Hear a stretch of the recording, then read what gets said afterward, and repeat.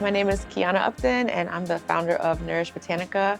It's a flower and plant shop with a forthcoming greenhouse cafe.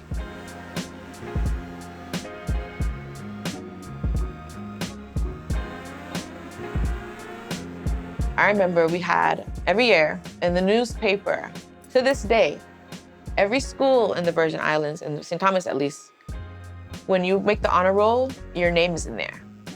If your name isn't in there, you're nothing. It's like embarrassment.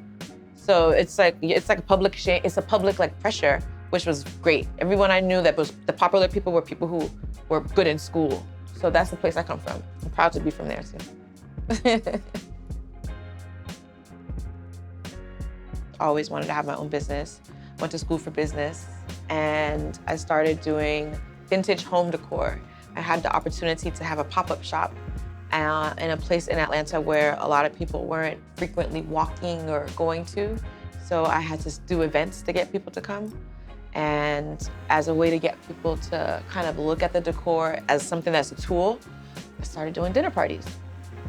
From there, I was doing flower arrangements, and fast forward to the pandemic, I started to like piece those things up into potential opportunities for business, meaning when I couldn't do dinners anymore, I started selling meal kits. I started selling the flower arrangements that I used to have at the dinners.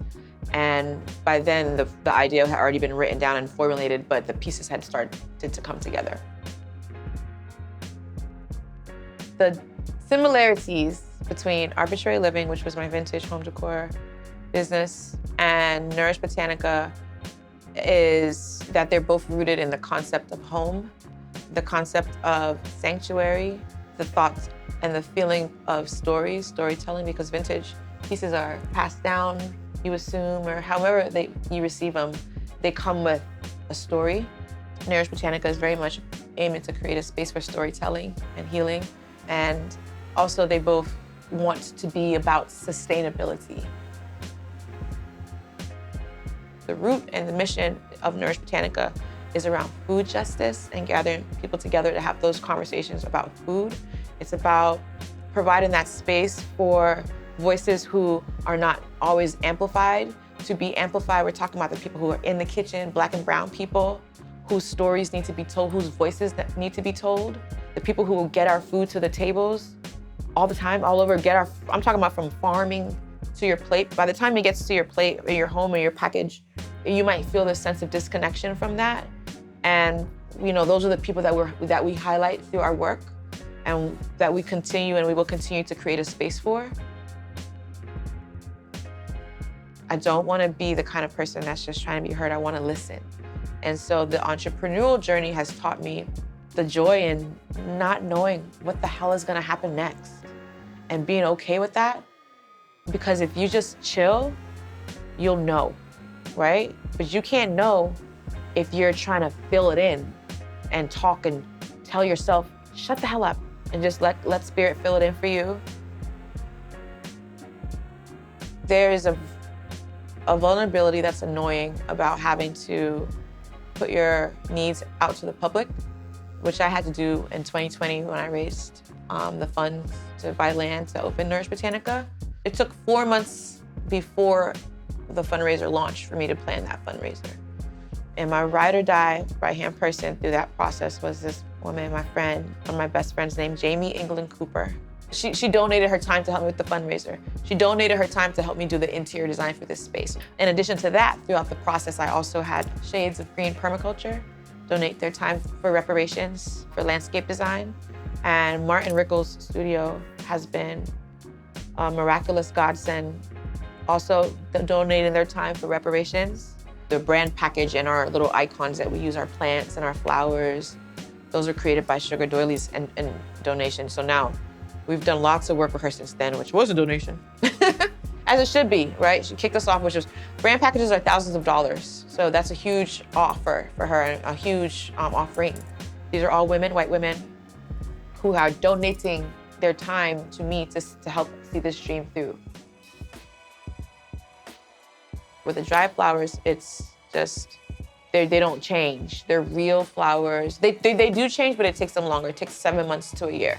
you know, I just have more flexibility and freedom, and they're very like, I like how hard and stiff they are. I can make more structural pieces with dried flowers, which is more, for me, a little bit more artistic, more expressive. I always tell my clients, creative control or don't book me. I must have it.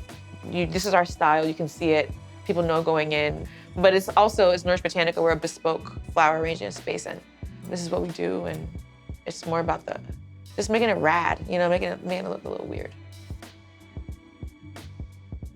We want to make sure that food justice, right, is seeded into the core of Nourish Botanica from the very beginning. So we have products in here that are percents of sales go to different food justice organizations like Umi Feeds. And we're going to continue to have products on our menu like that. We want to have pay-it-forward programs. We're going to have programs where people they'll get free meals based on helping us maybe garden some stuff, you know? I look to Oakland, California a lot for their amazing work that they have done in food insecurity to try to model some of those programs and try to figure out how to implement them in a retail way. What I'm really excited about is being in Joyland, is South Atlanta. It's a historic Black neighborhood, and really trying to make deep bonds and connections with the local organizations here. We've already established some connections with the YMCA, with purpose-built schools, and with the Joyland Civic Association. So I'm excited to see what that looks like and how it goes and how we are able to continue to build those relationships and amplify their work and what they're doing, because Joyland is such a beautiful neighborhood. At Nourish Botanica, we focus on 4 key areas. And if it's not within the scope of those areas, then we partner with people who can provide services or put attention on that. So food justice has long been something that we've been working on. But as a Black woman, the healing of Black women is really important to me.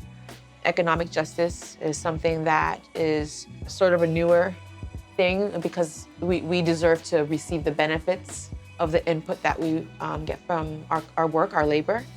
And then the 4th thing is community and planetary reciprocal healing. So having that bond between plant spirits, indoor plants, and also doing dinners and events on the land, on the outside in connection. My journey as a Black woman entrepreneur it's been a healing and a personal journey more than anything else. It's been an exploration of self, challenging my own fears, deciding when to step in, when to step back, going back and trying to find that inner little girl and making sure that she's not getting bitter in this world where you feel like you have to compete. Attracting instead of competing is a very feminine thing. Trying to find that feminine sense in the business world, you don't even think about that. So what motivates me is what people want, what they need, the way that we think as a collective, and trying to fulfill that and be that person or business in the gap of health, wellness, Black women, plants, creative, but fun, you know, something a little offbeat, a little quirky, but always with the eye and the ears towards what people want. What do we need in Atlanta? What I had been doing for the past 10 years had been always changing that benchmark, moving it, and feeling like I would never be satisfied, which is a very annoying feeling. And having this be a success and birthing it, I feel like a weight's off my shoulder, and I finally feel like a sense of, all right, great.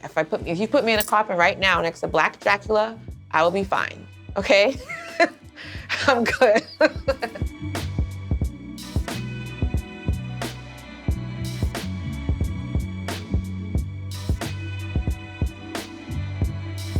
I'm QUIANAH, and I am the founder of Nourish Botanica. It is a plant and flower shop with a forthcoming greenhouse cafe. This is my voice, and this is my life.